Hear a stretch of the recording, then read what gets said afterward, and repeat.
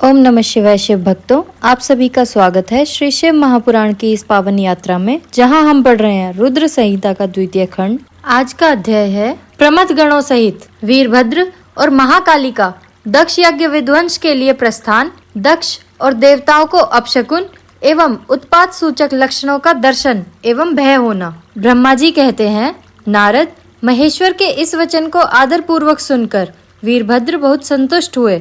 उन्होंने महेश्वर को प्रणाम किया। तत्पश्चात उन देवादिदेव शूली की उपयुक्त आज्ञा को शिरोधार्य करके वीरभद्र वहां से शीघ्र ही दक्ष के यज्ञ मंडप की ओर चले। भगवान शिव ने केवल शोभा के लिए उनके साथ करोड़ों महावीर गणों को भेज दिया, जो प्रलय अग्नि के समान तेजस्वी थे। वे कौतूहलकारी प्रबल वीर प्रमथगण वीरभद्र के आगे और पीछे चल रहे थे।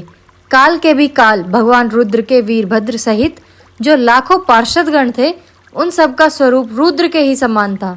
उन गणों के साथ महात्मा वीरभद्र भगवान शिव के समान ही वेशभूषा धारण किए रथ पर बैठकर यात्रा कर रहे थे। उनके 1 सहस्त्र भुजाएं थी, शरीर में नागराज लिपटे हुए थे। वीरभद्र बड़े प्रबल और भयंकर दिखाई देते थे। उनका रथ बहुत ही विशाल था, उसमें 10,000 सिंह जोते जाते थे, जो प्रयत्न पूर्वक उस रथ को खींचते थे। उसी प्रकार बहुत से प्रबल सिंह, शार्दूल, मगर, मत्स्य और सहस्त्रों हाथी उस रथ के पार्श्व भाग की रक्षा करते थे। काली, कात्यायनी, ईशानी, चामुंडा, मुंडमर्दिनी, भद्रकाली, भद्रा, त्वरिता तथा वैष्णवी, इन नवदुर्गाओं के साथ तथा समस्त भूतगणों के साथ महाकाली दक्ष का विनाश करने के लिए चली। डाकिनी, शाकिनी, भूत, प्रमथगण, गुह्यक, कुष्मांड, परपट, चटक, ब्रह्म राक्षस, भैरव तथा क्षेत्रपाल आदि ये सभी वीर भगवान शिव की आज्ञा का पालन एवं दक्ष के यज्ञ का विनाश करने के लिए तुरंत चल दिए। इनके सिवा 64 गणों के साथ योगिनियों का मंडल भी सहसा कुपित हो दक्ष यज्ञ का विनाश करने के लिए वहां से प्रस्थित हुआ। इस प्रकार कोटि कोटि गण एवं विभिन्न प्रकार के गणाधीश वीरभद्र के साथ चले। उस समय भेरियों की गंभीर ध्वनि होने लगी। नाना प्रकार के शब्द करने वाले शंख बज उठे। भिन्न भिन्न प्रकार की सींगें बजने लगी।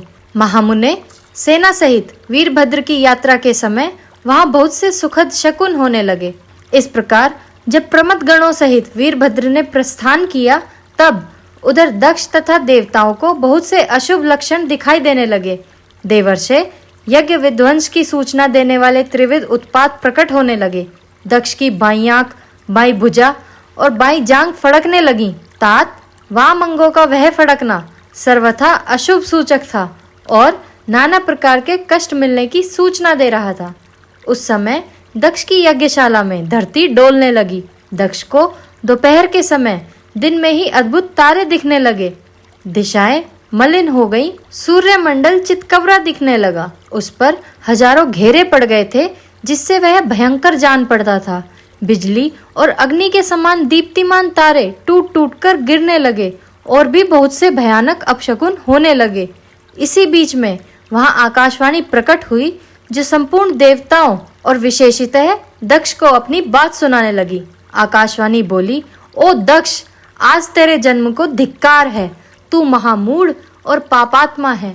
भगवान हर की ओर से आज तुझे महान दुख प्राप्त होगा, जो किसी तरह टल नहीं सकता। अब यहाँ तेरा हाहाकार भी नहीं सुनाई देगा।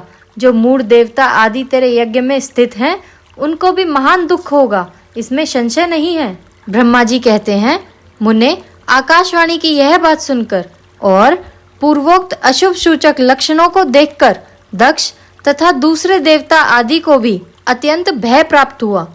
उस समय दक्ष मन ही मन अत्यंत व्याकुल हो कांपने लगे और अपने प्रभु लक्ष्मीपति भगवान विष्णु की शरण में गए। वे भय से अधीर हो बेसुध हो रहे थे। उन्होंने स्वजन वत्सल देवादिदेव भगवान विष्णु को प्रणाम किया और उनकी स्तुति करके क्या कहा, यह हम जानेंगे अगले अध्याय में। हमारा यह अध्याय यहीं समाप्त होता है। वीडियो को लाइक और चैनल को सब्सक्राइब जरूर करें, इससे हमें इस ज्ञान को दूसरों तक पहुंचाने में मदद मिलती है। हर हर महादेव।